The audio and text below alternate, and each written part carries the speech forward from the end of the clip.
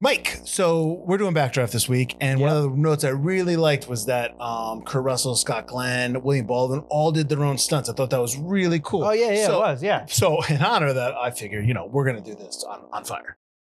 There we go. Oh, whoa, no. Yeah, this is Backdraft. Let's go, baby. Ladies and gentlemen, please notice that exits are conveniently located at the front and rear of this auditorium. When leaving the theater, we suggest that the exit at the front of the auditorium will allow you easier access to the parking areas. Thank you. Hi, I'm Mike Phil. Hi, I'm Mike Butler. And this is Forgotten Cinema. Each episode, we highlight a film that for a variety of reasons was forgotten by audiences, whether it be a more popular movie was released at the same time, or the film simply didn't catch on with an audience in its initial run. We discuss what we like about the movie or don't like, but we always recommend you revisit. Like Mike says, you never know, you might find your own forgotten gem. I do say that sometimes. Don't answer. If you enjoy Forgotten Cinema, we would love to hear from you. We are on YouTube, we're on Instagram, Facebook, we're everywhere. A lot of people do reply to our YouTube videos, and I always respond back. I always appreciate when you guys give us your insight or what goes into, what you like about a film. We both really like that, even though I'm the one that's in the comments. So please keep reaching out, keep telling us what you thought about films. Even if you don't like it, that's fine. I understand. You can, that's it. So, let's go. Let's get started. All right. What's going on? Not much. I've had a really, tough time trying to figure out what to do with my life growing up after, my father died in an explosion as a firefighter. Mm-hmm. I've been bouncing around from job to job, selling speaker systems. I did vacation home rentals or trailer homes or something like that, RV sales.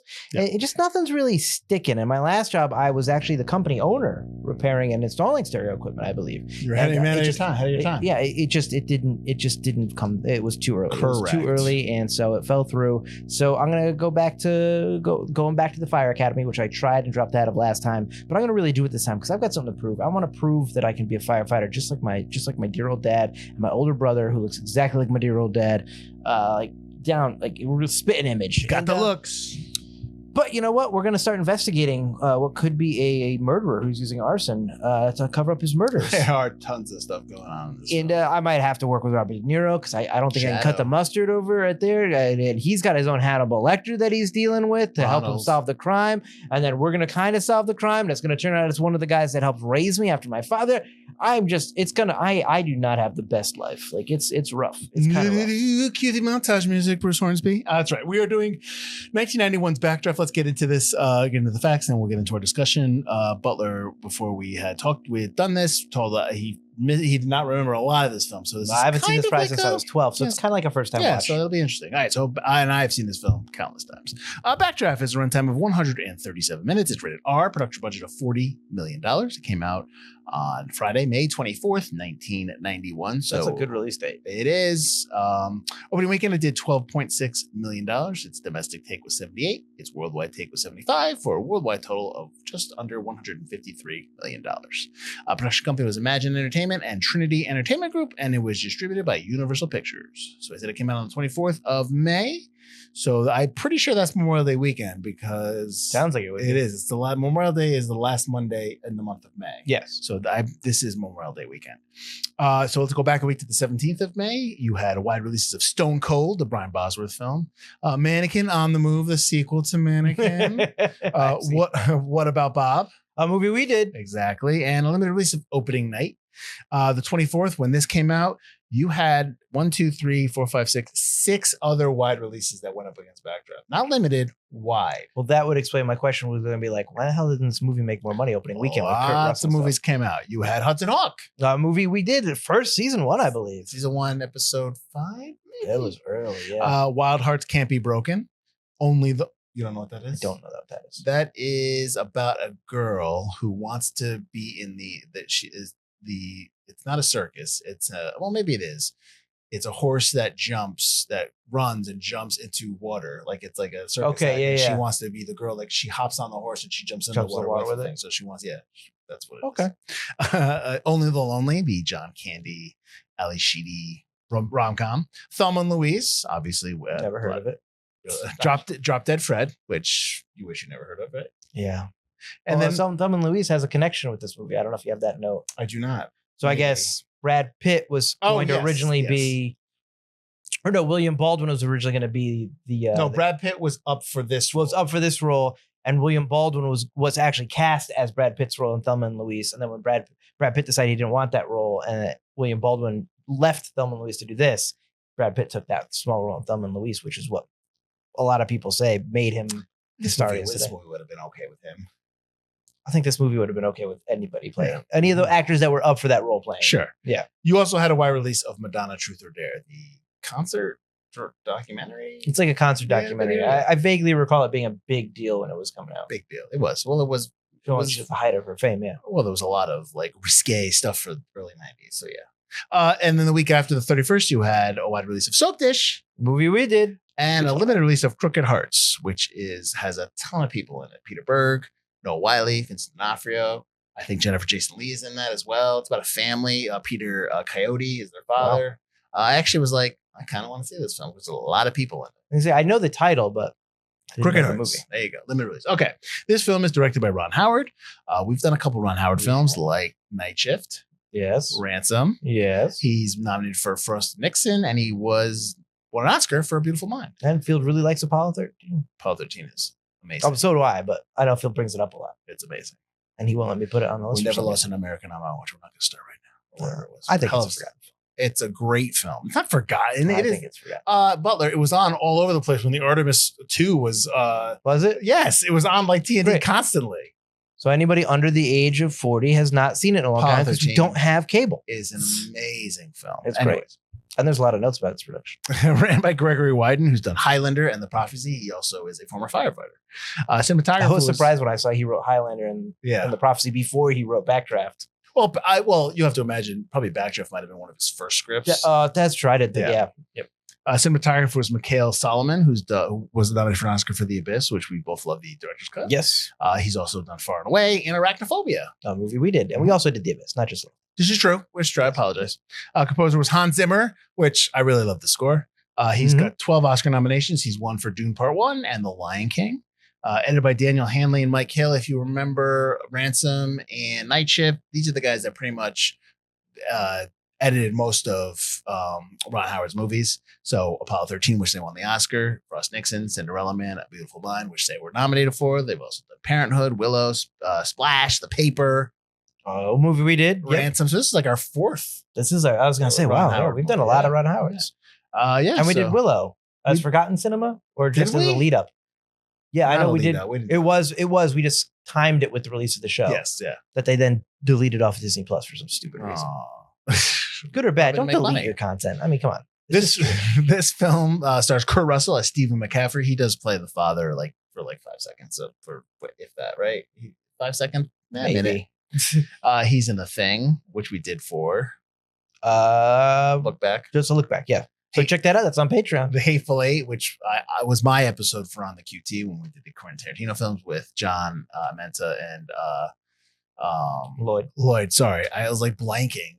We're gonna call him Banksy. I was. God damn it, John! Stop with the nicknames. We've also done Breakdown. He's also in Breakdown, which movie we did. Yeah, and Escape from New York, and a bunch of others. William Baldwin as Brian McCaffrey, the brother, who's in Sliver, Fair Game, and The Squid and the Whale. This is the height of William Baldwin's career, unfortunately. But anyways, Sliver is. Oof. Robert De Niro as Donald Rimgale, who's actually a real life person. Yeah, he's in the movie too. I can't remember. He's the one that's saluting Rebecca De Mornay. Yeah, he's in one of the the close-ups. Yeah, him? Yes, when the funeral scene. Yeah. De Niro has won 2 Oscars for. Oh my God! One of his first roles. Oh, Taxi. No, not Taxi Driver. No. Godfather Part 2. Yes. And the one. Oh, Raging Bull. Yes, exactly. I thought he also won as the dad from the Bradley Cooper movie. No, he was not. He just nominated. Okay. 9 Oscar nods. Yeah. Donald Sutherland is Ronald Bartel, who is the Hannibal Lecter fire dude, as Butler calls him. Awesome. He won the only reason I bring it up because he won for Citizen X and we did which is an awesome film. He's in Outbreak, Invasion of the Body Snatchers, the 1978 version, and Don't Look Now, a horror film that we've talked about, but we have not done, right? Yes, Did we do it? We have not done it. Yeah. Jennifer Jason Leigh as Jennifer. She is the love interest of Brian in this, and she works for the JT Walsh character, Swayzak. She's nominated for an Oscar for The Hateful Eight. She's also in Dolores Claiborne and Single White Female. And she's in The Machinist, which is a movie we did. Is she? Isn't she the girlfriend I can't remember. that he? Yeah, I'm almost positive she's the girlfriend, not the one with the kid, but the one he was already seeing, and then he kind of gets paranoid about her, so he leaves her. Sure, great. Pretty sure. I just don't remember. Okay, sorry. I'll look it up right now. Yes. I'll have words on the bottom that call me an idiot. Scott Glenn as Adcox, or John Adcox, The Hunt for October, Sucker Punch, and The Silence of the Lambs. Daredevil. Yes. Rebecca De Mornay as Helen McCaffrey, who is I guess they're not divorced, they're separated, right? They're just separated, they're not divorced. From Steve and Kurt Russell's character. She's in The Hand That Rocks Cradle and Risky Business. Jason Gedrick as Tim. Check that door for Heat Tim. He did not. He's the Probies in Iron Eagle 1 and 2, TV show Murder 1, and Boomtown. JT Walsh is Martin Swayzak, who is I guess kind of our like bureaucratic bad guy in this. He's the guy that you think is going to be the main bad guy. Yeah. Breakdown, which we cover Pleasantville, Few Good Men, Needful Things. I did not realize that he was a mentor to Jennifer Jason Leigh. No, not until I saw the note and she recommended him for the job. I was like, that's pretty cool. Yeah. And then there's a couple other people that you might recognize from TV shows. Like I think Jack McGee plays is the driver. He's in Rescue Me, which is funny because when you look on his IMDb pro page, they always put like the 4 biggest ones, and I'm like, I know he's in Rescue Me. I know he's like a major character. Yeah, he is. And it's not even up there. So you and Clint Howard's obviously in this as the pathologist. Yeah, as always. So there's a bunch he ain't gonna bite you. Exactly. So this also, one last fact, this was nominated for 3 Academy Awards as I move the mic. Best visual effects, best sound, and best sound effect editing. All right, Butler. What won for best visual effects over this? I did not look. 1991. I mean, I can go back. Not Jurassic Park. No, Jurassic Park's 93. That's what I'm saying. Like, what could have been better? Like, just the fire. We'll get into the fire effects, but yeah, I don't know. This. I'll look it up, and while you're talking about something, all right, I'll bring it up. So here we go. All right, what'd you think? It's pretty good. It's definitely very 90s. It's a fun watch, but it's got some moments where I'm just like, what? Come on. I would say like one of my first thoughts was they should remake this movie and kind of clean up those parts and make it a little more dramatic. And this movie would be great now. But then I was like, no, because they would just use screencraft for everything and there wouldn't be real fire. And I would absolutely hate it. The fact that they use real fire and you can tell it's real fire makes the fire scenes just incredible. And the cameraman is in there with the fire. And I know they had him wear a fire retardant suit. And it's just like, well, I didn't mean to cut you off, but they had somebody build flame retardant covers for the Airflex cameras. Yeah, on the cameras as well. Yeah, it's really cool what they did. They burned sets. They had a fire like warehouse, like test lab where he tested the effects guy tested all the different ways to make fire to try to make this all look real. And I think other than I think there are 1 or 2 moments where there's like green screen fire and one where it's like pasted from the earliest version of Premiere or something where one of the fires kind of spreads out, but cuts, you could see the cutoff. Mm-hmm. And that's at the end, the last warehouse fire. I was like, oh, come on. You almost had perfect shots.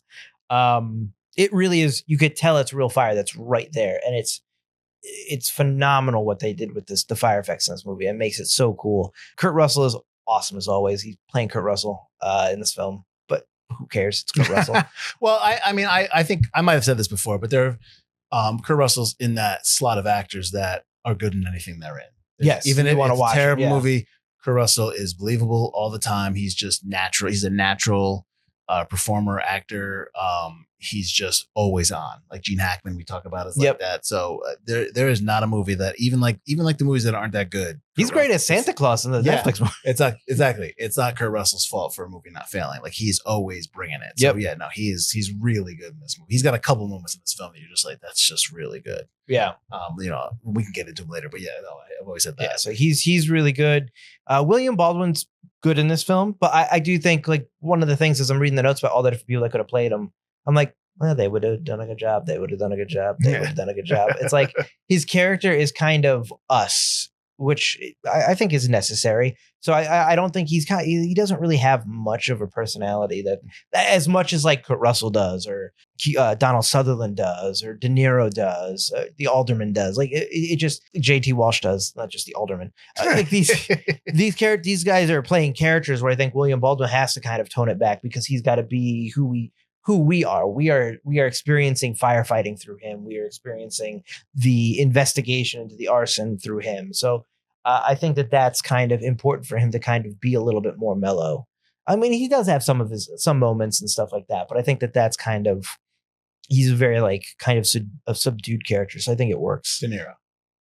William Baldwin. Oh, I apologize. De Niro's good. I don't know why De Niro's in this movie. De Niro also doesn't need to be in this movie, but I think he does a good job with what he's got. He's great with Donald Sutherland, and I think that maybe that's why he's in the movie. You want like a nice Hannibal Lecter, Will Graham kind of a situation. Well, you have the angle of just the mystery that they're trying to solve, so he's part of that side of the story. Yeah, I just think they should have leaned a little bit, since they had Robert De Niro, going like, maybe we got to beef up his character a little bit. Well, I think you can definitely pull that character and you could make a whole movie about Grimgale and solving these. That was one of the notes I have for the movie, is like I would watch a movie where he's just investigating arsons. And I think he is needed in this film, because one of in any other movie, let's say you're doing a rewrite of this film, the pull to make Stephen McCaffrey, the Kurt Russell character, the one that's solving everything, or it doesn't make sense for Brian McCaffrey because he just started to start solving something. It doesn't make sense for Stephen McCaffrey to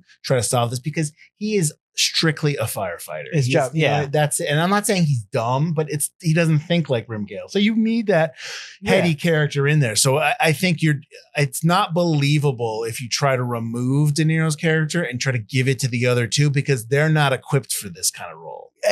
Plus, if Steven's going back to the scene of the incident, it's just like, what are you doing? I would start to question what his role is. Like, you're a firefighter, so you're going against the law, you're going against the grain to solve this. Right. Like, and even when Steven finds out about how it's Adcox and they're having that fight on the roof, it's like he's like, how could you do this? It's not like you need to go to the authorities, because he's not. I like his reaction, because he's not a cop. He's like, Brian, go away. I'm going to deal with this. And Brian's like, you're his lieutenant. You need to take care of this. And he's trying to, but in his own way, because he can't, like, he doesn't have handcuffs. What's he going to do? Mm-hmm. He's got to be able to be like, listen, we got to bring you in. Mm-hmm. I found that his reaction super believable. Right. Backdraft Floss 2 at that Terminator 2. That's fine. Okay. Although I didn't realize Terminator 2 was 1991. Yeah. I thought it was 92 for some reason. I don't know why I thought that. Anyways, so it lost to Terminator 2. That makes sense. There you go. I'm okay. All right. So what else? I cut you off. I apologize. Again, I just think there's some decisions that get made. Not that decision, but like Steven's end. Movie discussion. Steven dies. It's really dumb. His end. It's really, really stupid that if I go, you go. Like, man murdered three people. We go. He was gonna axe you. He knocked out your brother. And they don't. There's no payoff in that scene, by the way, which really made me mad. When Scott Glenn hits Brian over the head with the axe. Like, I don't know how he woke up. Me neither. He's like on the ground. Steven should be like kicking his ass. That should be payoff from the foreshadowing we saw at the party of, you hurt my brother, now I'm going to kill you. But this is a guy that knew their father. This is a guy that is like been like probably raised them. He says he raised them. Practically raised them. And they have that moment where they bring the axe down and you see the axes and you're just like, oh shit, like something's going to happen. I understand what you're saying. I don't really know if Steven needs to die. I don't think. The ending is really emotional, and it's a good end. I'm going to preface all the stuff I'm going to say now. I love this movie. I figured it. And I love I love the montage. I love the music. I love the fact that all the fire's real. I love that the stunts are real. I think Kurt Russell's great in this film. I think you're right about this is William Baldwin's best role. I think he's really good in this. I think Ron Howard's really good. There's very little I don't like about it, with the exception of the story is very thin. Of course, the mystery and all that stuff is very thin, and I get that. And your critiques are spot on. That being said, I don't care because I just, when the music, I was playing the Bruce Hornsby thing. Yeah. I'm just like, and I normally like montages are like, they're hit or miss. Like sometimes you see them and you're just like, man, but when the song kicks on, they start doing the montage. You're just like, yeah, let's go. and they're actually doing stuff in the montage. They're stopping fires and all that stuff. And they're goofy. I know they're chasing the chickens. Yeah. That's a little silly. I don't give a shit. That's one part. It's pretty silly. I don't give a shit. I do like that the one guy, the truck driver, takes one of the chickens, and they're like, "What are you?" And he just walks off. He's just like, "I'm taking one." No, I don't give a shit. I love this film. But again, I know what the story's then. I don't care. There's so many quotable lines in this movie. There's so many moments in this film. But I will say, and I'll get to all those when we get to them. But the moment at the end that you were talking about, when he's holding them and he's like, "You go, we go." I feel like that moment should be kind of like Last Crusade, when he's holding on to Elsa, she falls, then he slips, and then William grabs Steven and he gives the line. Yes. He pulls him up. I don't really think Steven should die, but again, you have that emotional ending. I think that worked. The emotion works at the end. All the firefighters are all real firefighters. That's really cool. And the firefighter scene is neat. It's Steven's death. It's like, I know, I get it. I don't understand. I don't understand why he dies, because he really didn't do anything wrong. You know what I mean? Absolutely. Absolutely. Yeah. So, and it's tough. And then like we always talk about when you think about after the movie, like now you have Brian McCaffrey, who lost his dad to the fire, lost his brother to the fire. He's got his family has no family. I mean, I guess obviously, like I'm assuming Jennifer, the love interest, is leaving town because she implicated the alderman, right? And she was like, "Yeah, I'm out." And she's like, "Goodbye, Brian." And she's like, "Goodbye, Brian." So I'm like, "Okay, that's done." Yeah, I don't know, but obviously his only family is his brother's ex-wife and his nephew, and that's it. So like, you have to feel for Brian at the end of this film. Oh yeah, his life sucks. That's why I said in the thing, I'm like, my life kind of sucks when I'm doing the thing. Brian's life is garbage, and he lives in like a garbage hole like apartment because he lost all his money from his last job. It's just like, ugh. Plus, at the end, is he a firefighter, or does he's cleaning out his brother's locker? No. He just goes on that job. That's his helmet, because the top of the helmet says candidate. That's his helmet. That's his. Okay. I think he's there cleaning up his locker, and then I think like him getting on the thing. It's like this is what he's needed. Okay. Yeah. Like, I mean, he's not working for Rimgale anymore. I think he did that, but I think he's got to carry on. It's almost like you want somebody to be like Station 17 without a McCaffrey doesn't feel right. So you almost that'd be a nice, that'd be a nice. So no, I think he's there. He's gonna. I don't know if he's gonna be jumping into without the mask and all that. Excuse me, I'm like without the mask and everything like that. But yeah, so just hold your breath. I love that. I mean, and nobody ever makes the reference that he's just like his old man. Like nobody ever says that. Like they're just like, oh, Steven knows it should have flashed. Like yeah. But they never say like just like his old man, because I mean, maybe back then that's what they did. They didn't have the masks back then, or they did just kind of. Well, Brian had a mask. No, I meant like when his father. I doubt that. But I think that's a great shot. The reveal of Steven when he comes out of the house. Yes, and he looks he's just. Because Kurt plays the father, and then he's like, I thought it was like, oh wait, so he survived? And then he's like, hey bro, and I'm like, oh, that is so good. That is really clever. I really like that a lot. Yeah. Because then you also have this shot where Brian sees him, and it's like maybe every time Brian sees him, he's reminded of his father, and you get that emotion from William Baldwin in that close up. And I'm like, that was a great reveal. It's interesting because it's like, I know they're brothers. The story is about them, and it's about them trying to reconnect. And everything else on the outside is just kind of like part of that, interfering with that. Even like there's scenes where like they get together, like so when he's running up the stairs, and he's like Steven with the hose, Steven's chasing after him. He's like, don't you? And they go up there and they're intense, and they were competing like brothers do, like siblings do. And then they're up there and they start laughing, and then they're immediately fighting again. Like it's just like that. The relationship is really. Fleshed out well, and they both play it well. Authentic too. Yeah, no, absolutely. It's just there's a lot of believability in the characters and in the actors and just the interactions. I'm always a big JT Walsh guy. I love JT Walsh and stuff. He's gone way too soon. I mean, he's been gone since the late 90s. He passed away. But he is like anything he is in. He is good. There's so many solid actors and performers and in this film. Yeah. Which is one of the reasons why I love it, because there's never really a false note in the acting and in the performance and in the shots. Again, the script. Again, I agree with you on the script, but I can't argue that point. But everything else, I love. Oh yeah, I don't not like this. There's just a couple of points where I think that characters make certain decisions that don't make sense. Yeah. Very few, but I think the main one is Steven sacrificing himself there. And then I think when Brian thinks it's Steven and they talk to each other in the boat, I don't buy Steven's sheepish fear. Or Brian's sheepish fear to Steven. It just doesn't make sense to me that he'd be like, oh, I gotta. I was like, where is this character coming from? Right. I didn't buy that exchange, but I do like that Steven caught on real quick about why he was nervous. Yeah. It wasn't like, oh, let's drag this on, or hey, bro, let's meet again. And it really takes forever for that payoff to happen. Right. It's like he sees it, and then the next scene, yo, dude, did you think it was me? He's like, I saw you looking at the chemical, bro. It's not me, man. And he's like, no, I know. And I'm like, oh, that's all right. It's the payout. That was good. I think those are mainly the two decisions. I think the fight where Scott Glenn's fighting them off is kind of like, we're gonna do an action beat in here.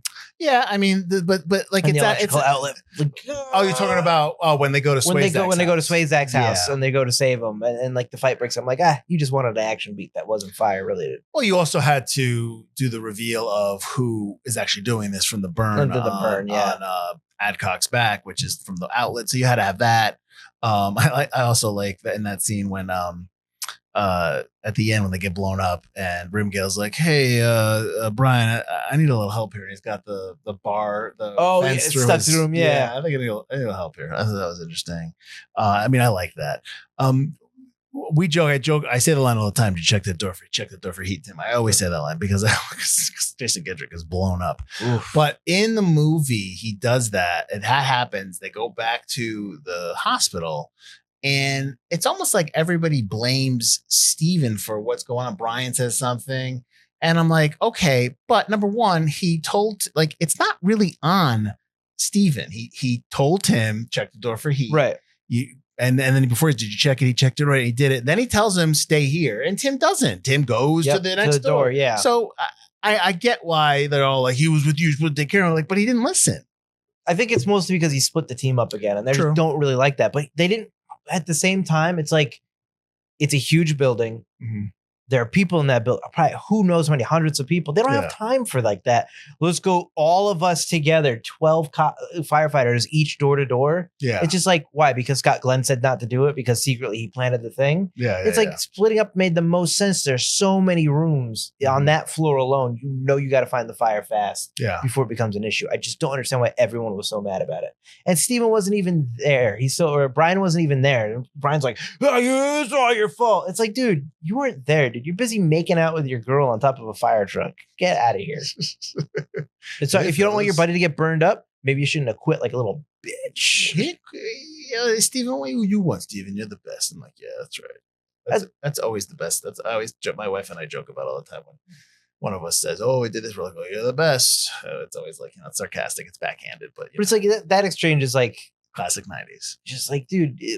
Steven is trying to like be like, hey, you were okay, you weren't bad. Well, and Brian's just like, no, I wasn't good enough. No, Steven's trying to be a big brother. He's trying to be supportive, but he just can't get out of his own way. Especially he doesn't want Brian to get hurt, and the only way he knows how to do that is like to try to get same thing with his wife and his ex-wife, and absolutely, and it's heartbreaking when he spends the night with his wife, or ex-wife, or wife who's separated, and then she's like, I don't want. The son's Sean to get an idea, and he's got to leave after he was, making some kind of strawberry jelly or grape jelly, jelly eggs. It's jelly combination. Eggs. I mean, his son was making it. Yeah. It wasn't Steven's idea. Yeah, but it's just bad. And then, but that's it. Steven can't really seem to catch a break here. He can't it's his own problem. On that note, they have the beginning when they go to the party, the retirement party. He has the fight with the guy that she's kind of with, her boyfriend. Yeah. So. There's a moment when he walks up to them and he's just like, he's talking to them and they're dancing, and you look on the guy's faces like he's afraid. And then all of a sudden he says the stupidest thing to say to Steven. Yeah, brother's an idiot. He's taking that mannequin. Are you asking to be hit? Like, what are you doing here? I'm going to connect with him because I know he doesn't get along with his brother. So I'm going to call his brother stupid. Yeah. It's like, no. I get to call my brother stupid. You don't get to do that. That's classic brother 101. Yeah. One of the other notes I had that I liked was that they built a machine and they called it the Ashomatic. And to make embers float through the air, it was like a reverse vacuum that shredded cardboard and just set it on fire and blew it in the air. So they were just making it on fire, which I'm like, yes, I love that. I wouldn't do that now, but I love it now. That'd be a great device at Halloween Horror Nights. Like, I burn down the theme park, but I mean, like, I get it. I get safety protocols, and I understand it's cheaper to do everything with CGI and CG and kind of. I get it. I completely get it. I understand it. But you can't replicate what you have in this film. You can't. And like especially the end, which when they have that scene where they're running and the barrels are blowing up and it's clearly the barrel blowing up and everything. Cool. And I'm just like, that is an awesome shot. Like when you do that shot on set and you say cut afterwards, you love that shot. Like that's the thing. Like that all of the set pieces are great. All the fire stuff is great. Yeah. And it's just you can't. I'm sorry, but like you can get as close as you can. It'll never be like it is in this movie. No, you can't. The lighting, fire is so random. Yes. In the way it moves, you can't get that lighting to match everybody's face, to match the side, the screen, to match what's going on mid ground. It's you'll never. 30 years after this movie, almost 35 years after this movie's made, 35 years, yeah. You'll never get it to where's the Fathom event? You'll never get the fire even now to look as real as it does in this film. At all. And like the elevator shaft, when William gets stuck in the elevator shaft, yes, that looks so cool. Yes, yeah. When it's just shooting out, he's underwater. And he gets stuck. He's like, I'm in the everybody, and then Steven jumps in after him. Not William, Brian. I don't know why I called him William. I thought the elevator shaft was really cool, and the fire's coming up there, and he's got to go down, and they're all heating up, and it's like, oh, we're burning up. Yeah, that's really cool. Now there is a sequel. Backdraft 2 came out in 2019. I'm sure it's not as good as this film. Was it direct to DVD? I don't know. I mean, I remember it. I never saw it. I kind of want to watch it just because I'm pretty sure they follow the Sean character, the son of Steven. William Baldwin's in it. I kind of just want to see it to complete it. Does Kurt Russell play the son of Steven? Yeah, no, exactly. No, I don't think it was a Kurt Russell vehicle. But I do want to see it. I'm not expecting big things from it, but I just want to see it. All right. So I got reviews, Butler. I got a big long one for you from Janet Maslin. New York Times. Your favorite. Backdraft is undoubtedly the biggest, fanciest firefighting movie ever made. Although the question of why this subject should lend itself to such extravagant treatment remains unanswered. Crammed with impressive pyrotechnics, this technically ambitious film observes the firefighter's life with boyishly awestruck fascination. There is about Backdraft so much of the wish I could be a fireman when I grow up spirit. In fact, that the occupation itself manages to take center stage. As with last summer's Days of Thunder, I love that movie, an equally big and much less successful film about race car drivers, the job and its ambiance seem to come first, with character and storyline reduced to secondary considerations. Storyline, okay, maybe, but not character. Not characters. No. And like, okay, what's that line about? Like, why does a movie about this have to get made? Kind of a thing. Yeah, basically questioning. I mean, it's firefighting. Well, that's the other There's thing too. 18 million cop things. These people put their lives in line every day. There has to be firefighter. The line at the end of the film that shows up on the screen. There's 1.2 million firefighters. I was surprised about the number of that. I'm sure even for back then, it's more now. Right now. Yeah, but like just that line itself, it's like, I mean, this is a movie, and the Hans Zimmer score helps with this a great deal, where I can see people watch this movie. And I think producers have told the producers that they watched Backdraft and it made them want to be firefighters. Absolutely. I could see that. Yeah. If I watched this movie when I was a kid, I'd probably be like, let's do it. I mean, I watched this and then I looked up on Xbox Game Pass. I was like, I know firefighting simulators on Game Pass. Should I download this? And then you play the Bruce Hornsby music. And yeah, exactly. I have another one from Variety. Director Ron Howard torches off more thrilling scenes in Backdraft than any Saturday matinee serial ever dared. Visually, Pick often is exhilarating, but it's shapeless and dragged down by corny, melodramatic characters and situations. I don't care. That's what I think of it. I mean, I'm sorry, but like, I get it. Melodramatic that's hit or miss with a lot of people. Yeah. But when it works, it works. And if it doesn't work for you, then you're like, oh, it's melodramatic. But like when it works, you're just like, oh my God, the drama was so great in that. Like this movie knows what it is. This movie's an early 90s film, like Butler said. It's steeped in that era. Oh, it's absolutely got that 90s popcorn flick kind of vibe. It is not like a serious drama. Right. This is a perfect summer film. And I know that, we'll get to maybe why I was forgotten, but like I can't say enough great things about this film just because I quote it incessantly. Yeah, I don't get like the melodrama, like every movie from the 90s, like you said, every movie, like the only like Scott Glenn at the end, I had to do it. It's a little much. And obviously Donald Sutherland's character is a little much, but he's chewing the scenery and so good. He's so good in it that I can't see why did you not want that? What do you want? Yeah. I just don't get it. Like, are you watching these firefighting scenes? They're awesome. Yeah. Well, then, who would you recommend it to? Anybody? Everybody. Yeah. I think as long as you're not someone who's like, I can't watch movies earlier than 2000. Like, as long as people aren't in their own asses, like this, I think this movie is like you said, the drama's really good. It's a little over the top, but like that's perfect for the early 90s. And the firefighting scenes it's real fire. It's really cool. Do you like that it's R? I do, because you get to kill people off. You get to show them smoking. You have a couple sexual situations there. A couple of adult situations, but excuse me, I apologize to you too. You can say sexual. It's fine. But yeah, I think it needs to be R, because I think that it's you could be more real about it. Sure. It's like having a cop movie and not having it be R, but they're still trying to solve a murder. It's like that doesn't work as PG. I mean, you definitely have Kurt Russell dropping the F-bomb left and right, which is fine. Absolutely. Yeah. Why is it forgotten then? If we're just telling you it's a great summer film, just because it's older, it's 91. I think it stars the wrong Baldwin. Alec Baldwin was not going to be in this film.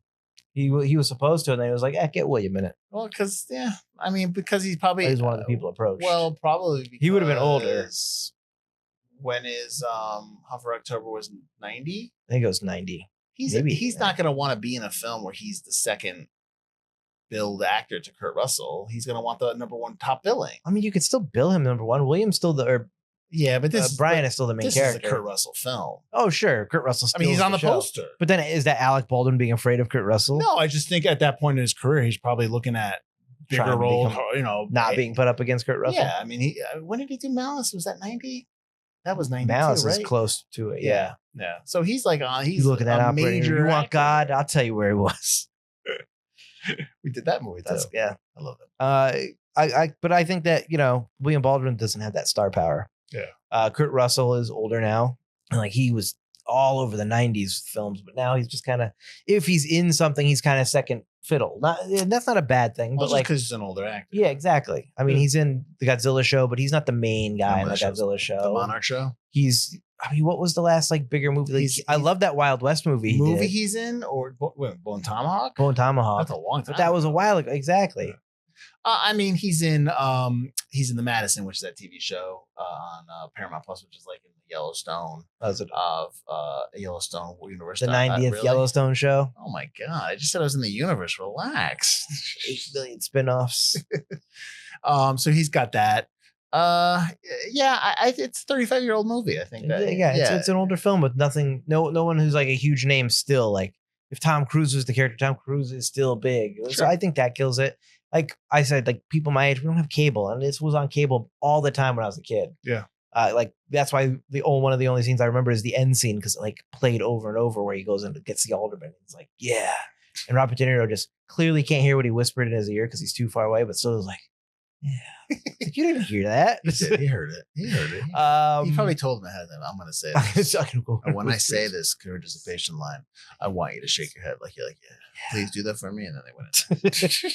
But I think that's I think that's probably why I was forgotten. Is one of the reasons. It's a 90s film and it's not streaming.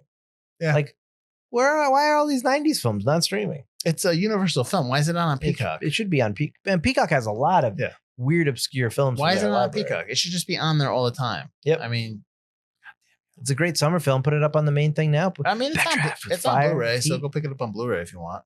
Sure. Yeah. No, I love Backdraft. I love this film. Watch it all the time. Check the door for gate, Tim. What do you got in red? What's your red note? Oh, we already talked about it. Okay. The fact that they're actually fighting fires. And you decided to make that red. I think, well, in the discussion, now we're getting the behind the scenes thing. In the discussion notes, I make sure I want to bring up when I'm in the viewing note, I put in red so I know to talk about it. Oh, okay. But we already brought it up. Okay. I mean, like, you know, I have here, I didn't put this in red, but like when Brian's like, I'm not going to quit, Steven. And the next scene he quits.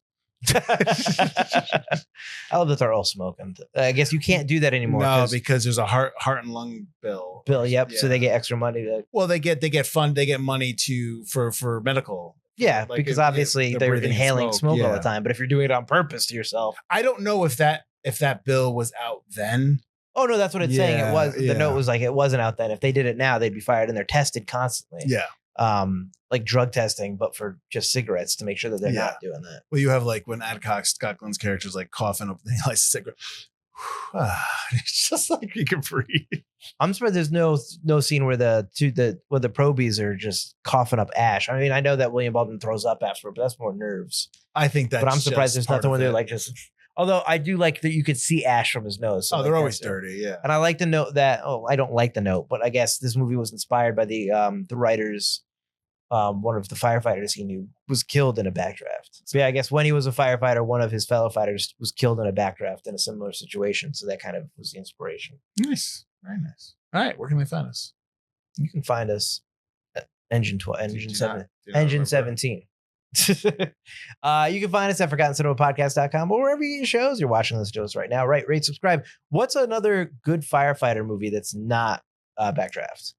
Because all I can think about is Backdraft. I don't know another like really good. I mean, Frequency is kind of firefighters. I like Frequency. Not really. But it's not really about firefighters. So what's another good firefighter film? I'd be interested to see if there's any others out there. But what's the one with Howie Long? Smoke Jumper, you still alive, Smoke Jumper? That one when they're fighting forest fire. Remember that one? Oh, for the forest fire? Yeah. That's it, man. Exactly. Oh, well, we did one. There's one about forest fires, and that was the lost bus. But that wasn't about but that was the school bus getting out of it. Yeah, it's Yeah. not about the firefighters themselves. No, I mean, what's that show on CBS? Fire County, There's Chicago Fire and there's Fire County. Yeah, Chicago there's a lot of Fire. different There's a ones. lot of shows, but yeah, Yeah. So let us know in the comments below if there's some that you know that we don't. And if you like Forgotten Cinema, check us out every Wednesday. We also have a Patreon where we have exclusive episodes just for Patreon members for just $3 a month. You get those exclusive episodes. We've got, I think when I last checked, it was like 25, 30 episodes already exclusive just for them. Or actually maybe less because of audio. Like, we got over a dozen, and we got double voting power for our audience choice, which is coming up soon this season. And we've got merch discounts on our Patreon. So go check that out. Or you could join for free. Also, just keep up with all the different things that we're doing on Forgotten Cinema Podcast. Nice. And join us next week because we're going to be doing a movie that we consistently talked about and we want to see it. It's Restoration.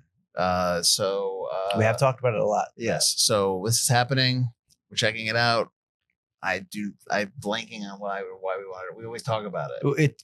I think because it's come up as like, and this movie came up against Restoration. So it's like, this movie again? It takes place in France, right? Is that what it was? I believe so. During the Restoration. I'm confusing it with the Al Pacino. That's Independence Day when we one. first did it. I was like, oh, that's the Al Pacino one. No, this is the French one. Yeah, so this is an older film. This is probably, I would say 80s film, like maybe late 70s, early 80s film. So it's gonna be interesting. Well, neither of us have watched them. It's oh yeah, no, this is the first watch for both of us, so this will be interesting. Yeah. All right, that's next week. Restoration. I'm sure it's nowhere, so you know, I'm sure it's on Tubi with 18,000 commercials. But it's that'll be next week. Until then, thank you for watching. Thank you for listening. I'm Mike Field. I'm Mike Butler. And make sure you check that door for heat. This is Forgotten Cinema. You're waiting all episode to say that. I'm saying that. I said it like 3 times. Check that door for heat, them. This is Shadow. But Tim didn't. Tim didn't check the door for heat. And he got blown the fuck up. Tell him how you got the. Did you tell him? Tell him our paths. I'd burn him. I love the fact that they just let him interrupt the parole hearing. Oh, excuse me? Excuse you. I'm like, that's okay. This is highly unconventional. I want to see where he goes with this burnt up doll. But now Ronald's being creepy, so we're not gonna. We're not gonna let him out. Hey, what's up with this smile? Oh, Ronald, no. You can see the one that was most mad was the therapist. She's like, "Damn it! I thought I was gonna get one free. You know, I get extra money when I show I can cure him." Job. Now I know how everyone at Arkham Asylum feels.